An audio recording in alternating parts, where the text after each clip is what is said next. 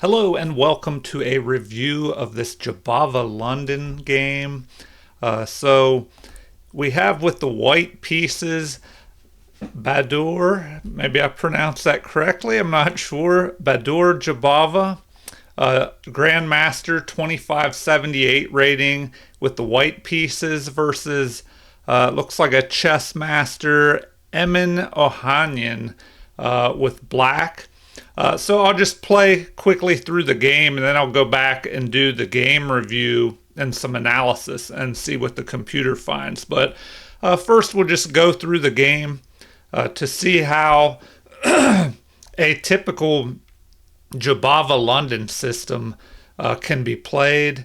This was a 3-minute blitz games, so maybe it wouldn't be quite as accurate with a longer game, but you can still learn a lot by watching games played by masters. So d4 is how white starts, and his opponent responds with d5, so they both take a share of the center, and then you have knight to c3.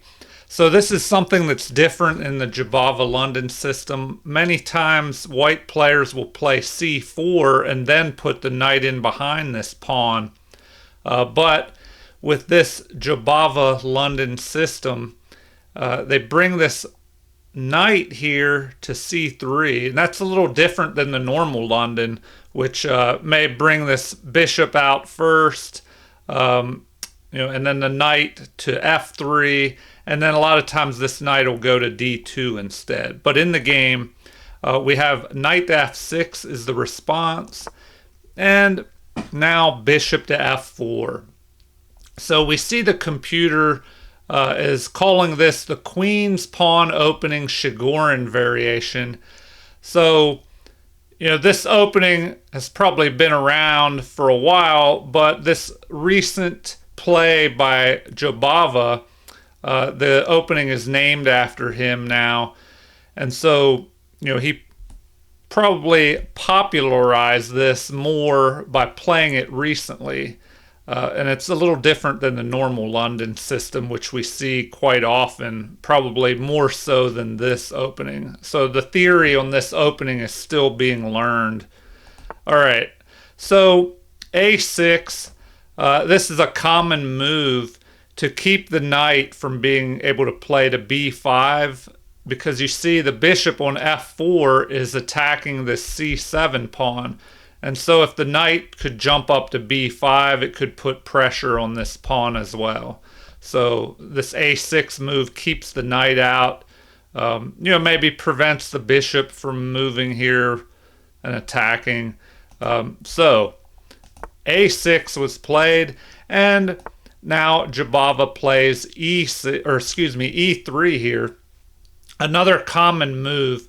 So you bring your bishop outside the pawn chain, so the bad bishop is not trapped behind the pawns. And sometimes the knight may attack this bishop, and you have to decide how you want to play. Some players retreat back, but others leave the bishop here, and if it's captured, this pawn may recapture, landing on f4, and it kind of locks down this e5 square. But we bring the bishop outside the pawn chain, play e3, and it fortifies this d4 pawn, which is often attacked by a c5 pawn push, which we have here. So c5 attacking d4, but now it is backed up by this e3 pawn. So now h3 is played, giving the bishop a possible escape square here, and the game continues with knight to c6. So both sides are just continuing development. Now we have knight to f3, e6. Now we see that black has trapped his bishop in behind his pawn chain here, so his bishop is not as well placed as white's bishop is outside the pawn chain. All right, so we have knight to a3, maybe just preventing the knight from jumping forward here, and possibly attacking this bishop, which often wants to go to d3. So another common theme, the bishops lining up on each other. So white's bishop has a good diagonal through the center of the board, and black confronts this bishop with his own, placing it on d6. So how does white respond? Well, white ignores this bishop here and instead captures the c pawn. And now that this bishop has already moved, the bishop has to move again and capture here. So the game continues with white just developing another piece, and now castling by black, and white does likewise here. All right, so the game continues with the bishop moving back to attack white's bishop here. So if we look at this position, both sides have castled. Black has 3 pieces developed, white has 4 pieces developed. And now there's a confrontation between the 2 bishops. So how does white respond?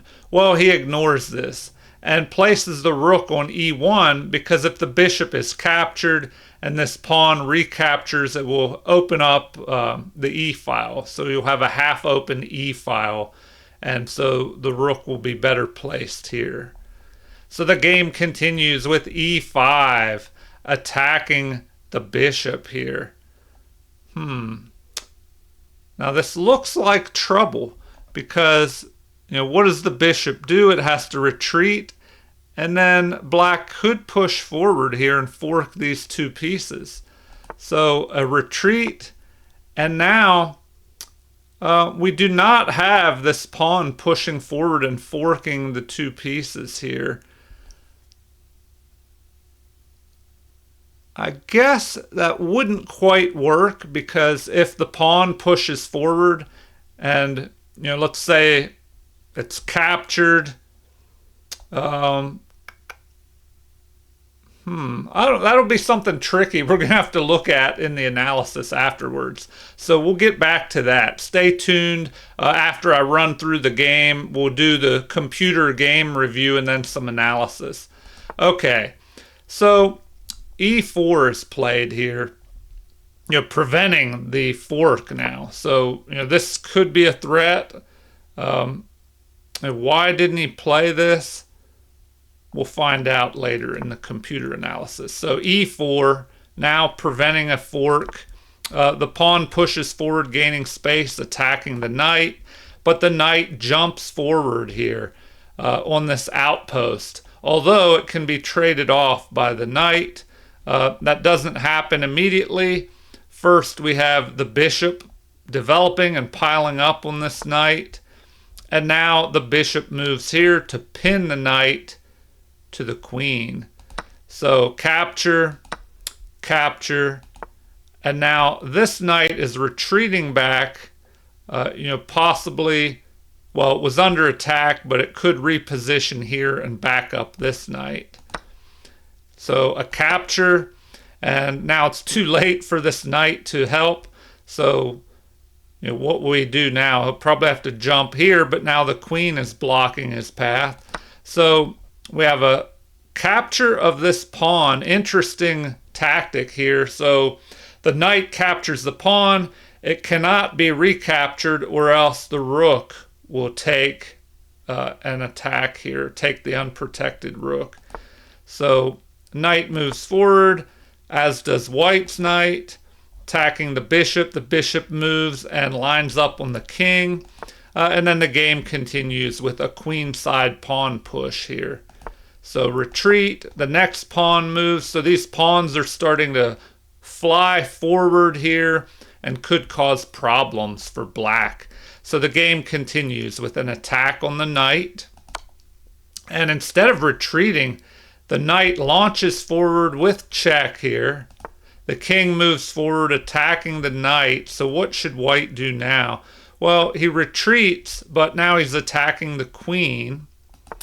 So the queen moves off, moves forward, and now the pawns continue their push.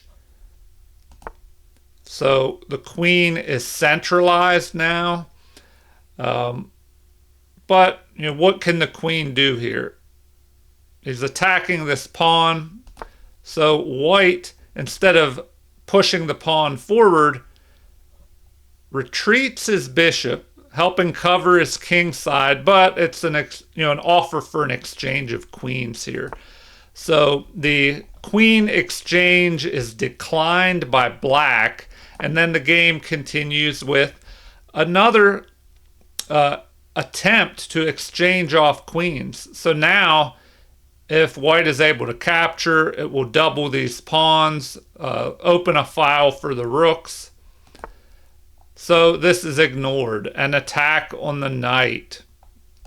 But first we have the queen exchange, and after this pawn recaptures, the knight is still under attack, but where does the knight go? It can't retreat towards the center because of this pawn.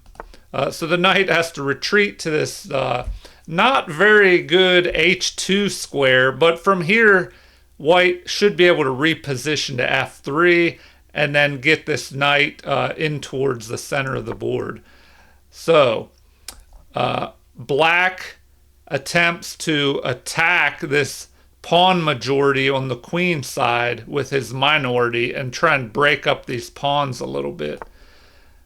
White ignores this and pins the knight to the rook here. So the game continues with an exchange of rooks, and now the knight moves forward here, getting out of the line of fire of this bishop. So the game continues with the pawns beginning to push forward now. And so we have capture, recapture, and the knight jumps forward here. But I don't know, it's not looking very good for black, as this queen side pawn majority of 3-1 looks very menacing here. So finally the pawn just pushes forward one square away from queening, and now we have the knight retreating back, attacking the bishop, and also helping to cover this e8 square. But the game ends with rook to e8, and this is where black resigns because or else he ran out of time, as it is a 3-minute blitz game. But this is where the game ended, because if the knight captures the rook, then the pawn can recapture and promote, and then the rook would be forced to capture, and basically white would be up on material and should be able to win. And he still has a 2-1 pawn majority on the queen side as well. The only downside may be that this knight needs to jump into the game here. All right, well, let's see what the game review has to say about this, the analysis. And it looks like I don't know why the names of the players will disappear, or they have been doing that when I hit this analysis. So just remember, Jobava is playing the Jobava London system with the white pieces. So let's see what the computer has to say once we pull up a game review. So as we can see, white just kept the game even for a while, then got a slight edge here, and just kept growing his lead until the winning endgame there. All right, so 3 great moves by Jobava, and let's look for the bad moves. Each player had 1 inaccuracy, 1 mistake by Jobava, and 2 by his opponent. So a famous chess player once said that the last player to make the mistake is probably going to lose. So, if you make a mistake, but your opponent makes 1 more than you, and especially if it's the last one, then you should be all right, depending on how bad your mistake was. All right, let's start this review. It looks like Jobava played at a 2850 rating level versus 2600 by his opponent, a 98.8% opening accuracy rating versus 98.6. So both players, are grandmaster and chess master. So they navigate the openings well, which is to be expected at the top levels of chess. But the middle game was the deciding factor. 92.6 for Jobava versus 76.1 by his opponent. All right, so D4 is how the game began. And let's zip through this, and then I'll pull up the computer analysis so we can dig into any questions that might come up in this game. All right, so computer is calling this the Queen's Pawn opening. I believe the Shigoran variation, but these days this opening is known as the Jobava London system, which is different than the regular London system openings. All right, so it's really zipping through these moves. Okay, the first mistake has popped up here. And let's see. Capturing here. So what happened? The capture of the knight. Well, this gives up the bishop pair by capturing this knight. So, the computer usually doesn't like that. Even if the position is closed up here, we saw that later that changed. And if the position opens up, well, then the bishop pair can be important. Maybe Jobava's opponent thought, well, in this closed position, I'll just take one of the knights here. And what would have been best? Instead, retreating back and kind of stopping the pin of this knight on the queen. But then, the possibility exists for white to just take the bishop pair anyway by capturing here, which is probably what would have happened because now there's a threat of knight captures, pawn captures, and then a recapture gaining this central pawn. So let's see what happened in the game. We have an exchange here by Jobava, and now this is his one mistake in the game. This overlooks an opportunity to eventually win a pawn. What would have been best here? Just a knight retreat. Interesting. So it looks like he would give up this pawn, and I'll take a look at this in analysis. So I'm going to try and just go through this a little quickly here, and then I'll take a little more time on the analysis just to keep this video moving along. So let's take a look at that. This is a great move by Jobava, capturing this pawn, and of course the knight cannot be recaptured, or the rook will capture this unprotected rook on the back rank. So capture, and another mistake by Jobava's opponent. Bishop to c5. Why is this a mistake? Let's see what would have been better. It looks like preferred is a retreat of the bishop, maybe a repositioning to a7 and lining up on the king. And maybe the bishop would be a little safer back here than up here where the pawns can kick the bishop. So, and that's exactly what happens. A great move by Jobava. Now he kicks the bishop, and after the bishop retreats, he has time to push another pawn forward. A great move. So this pawn majority is just steamrolling up the board. Okay, so after some exchanges and maneuvering here, we get to the end where what can be done? The rook is attacking this rook. The pawn is threatening to promote. The knight could capture, but then the pawn recaptures with promotion, backed up by the bishop on b5.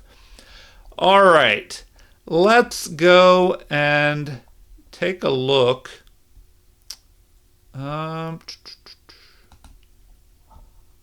see. I want to bring up the computer analysis. They've kind of changed. Oh, there we go. They've changed the setup a little bit here. So All right, back to the beginning. We'll dig a little deeper. All right, so I hope you're not getting bored with this video already. I'm trying to learn a new opening repertoire, and with white, I'm starting to play the Jobava London system. So a good way to improve your openings and your opening repertoire in general is to go over games of the masters, see what common themes and moves they play, and just to familiarize yourself with the opening. And so then you can go back and analyze a little bit and see what is going on. So d4, d5, knight to c3, knight to f6. Oh, and also this is good to go over a game multiple times to help burn it into your memory, the patterns of the opening. So we see that knight to c3 is a little different, blocking the c pawn. But instead of taking time to push a pawn, you develop a piece. Put a little bit of pressure on this d5 pawn, but you're also covering the e4 square. And now bishop to f4. This is the common theme of the Jobava London system. Knight moves to c3 with the bishop to f4, which is also common in the regular London system. And now a6, an important move here. This keeps the knight from being able to push forward here. So now we have e3, and like I said before, this backs up the d pawn. Now the bishop is outside this pawn chain and has a little more scope compared to black's bad bishop, which will be trapped behind his pawn when it moves to e6 here. A lot of times in this opening, the bishop can move to f5 outside of the pawn chain, but then that can give you an opportunity to push this pawn to f3, and then the g pawn forward, attacking the bishop and sending it running and retreating, usually up to g6. But that didn't happen in this game. We have an attack here. So it looks like capturing the pawn is considered best by the computer, but white holds off on doing that, plays h3, leaving an escape square for this bishop possibly. Now we have just common developing moves, knight to c6, knight to f3, and now we see the bishop blocked in, and the d pawn is not captured on c5 yet because of an interesting maneuver. So first, white just plays this to keep the knight out of b4 possibly. So the bishop could move here to d3 and not be attacked. Now we have this. The black bishop moves to d6, attacking our bishop, and now the pawn is captured on c5. And the computer says that is best because black makes a move and then has to waste another move to go after this pawn. So while the bishop moves here, moving twice, we have this bishop moving up to d3, and now the knight cannot move here because of this pawn on a3, and the bishop is safe. And lining up on the center and the king side. So now we have castling by both sides, and the computer considers that best. So the game continues with bishop to d6. So once again, now a fight between these two bishops.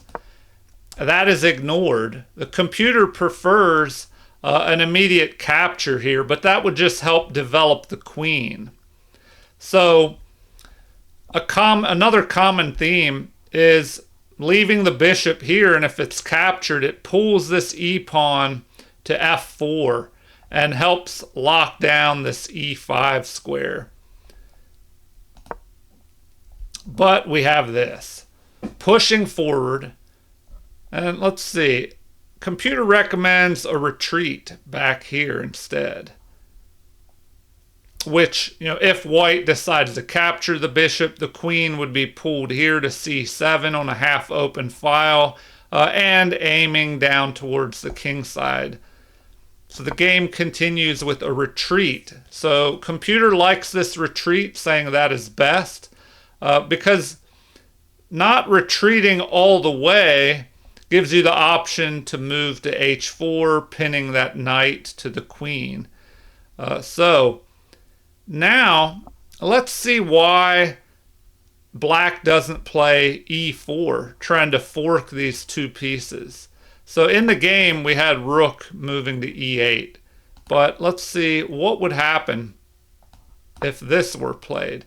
Well, immediately it jumps to 0.77 in white's favor. This would be a mistake. Let's see what would be best here. It's a little tricky. It looks like the best move would be to capture. Then queen captures is best. And then after that, bishop takes e4. Bishop takes e4, lining our queen up on this undefended queen. And now, of course, the pawn can't capture, and the knight doesn't want to capture because you could just capture with your knight, and you can't recapture with the pawn because of this attack on the undefended queen. So this pawn is kind of pinned. So there you have it. We'll go back, take another look at that. This is why you don't want to play e4 here. It's a blunder because you can capture. Now, what if this is ignored? Well, you don't want to ignore this because the bishop is also attacking the rook. So if this pawn captures the knight or the bishop, you can just go ahead and pick off the rook. So interesting little tactical nuance there to know in this game why you shouldn't be afraid of this e4 fork there. All right. So now we have rook to e8. And what happens next? The pawn pushes forward, gaining space in the center. So black does likewise. Instead of capturing, we have a push of the pawn chasing the knight. And the computer says that's best. So the game continues with the knight jumping forward. And it looks like here computer's recommending possibly h6 to keep the knight from being able to go forward. What else do we have here? Bishop to e6, second best move, which is what is played. And now the computer is saying that that is the best move. So you're adding pressure. You have a knight and the bishop piling up. So black is trying to capture this knight, and then if there's a recapture by the pawn, you can capture that pawn with your bishop. So bishop to h4, pinning the knight. Although computer likes this bishop to c4 move, which would help back the knight up. And that would kind of put the bishop on a better diagonal. Right now, this bishop is a bad bishop blocked in by his own e4 pawn. So the game continues with a capture, and that is the mistake. What would be better here? Let's see. Bishop to e7 is what the computer likes, breaking this pin. But then, of course, that would give up the bishop pair anyway. Maybe here the queen captures and the rooks are connected, but the knight is still pinned by this bishop. All right, in the game we had that mistake of capturing the knight. So if we go back, bishop captures knight, pawn captures or recaptures, of course, and now because the knight was under attack, although the computer prefers this retreat to a7. So, interesting option there for black. Okay, a capture. Computer doesn't like that, saying knight to d2 would be better. Knight to d2, you could possibly jump up here. It slows down any pawn push of this backwards pawn, and you can jump in here, maybe attacking this pinned knight. Although the bishop, could retreat back and break that pin once again. Well, that's what we saw in that variation the computer recommended earlier. All right, so if we have knight to d2, well, looks like h6 or knight at b to d7 to back this knight up. In the game, we had an immediate capture here. Queen recaptures. And at this point, white is ahead by 0.9. So already almost a pawn ahead. And it looks like knight takes d4 is the best move, of course, because this pawn is pinned to the rook. Now we have the knight jumping in. And knight to f5, the best move in the position. Just launching this knight forward, maybe attacking the bishop. So the bishop moves, but to the wrong square. Once again, well, we looked at this in the quick game review.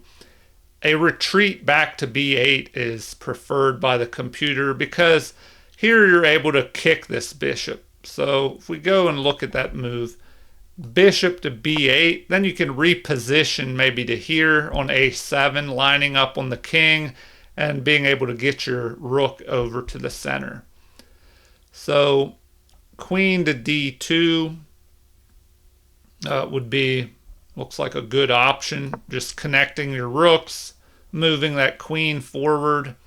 Although an immediate c4, now the computer is preferring that. So we could take a quick look at that.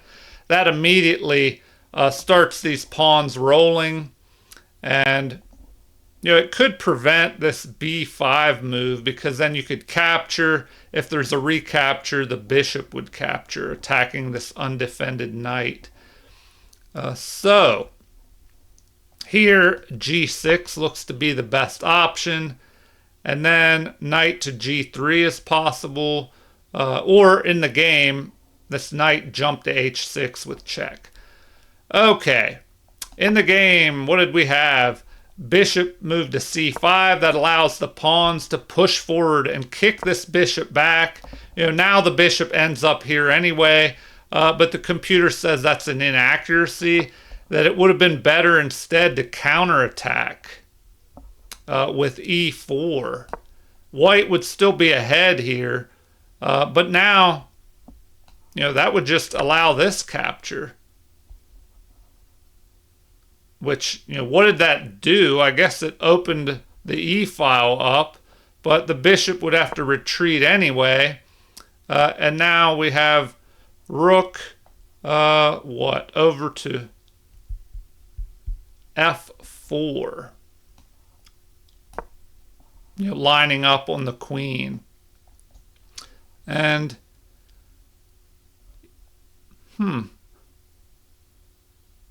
pretty crazy. Let's see. The computer recommends king to f8 here. Let's see if it still likes that. Now it's saying that's an inaccuracy, that it would have been better to go into the corner there. So after that, rook to c1, getting behind this pawn, preparing to push it forward. Then after g6.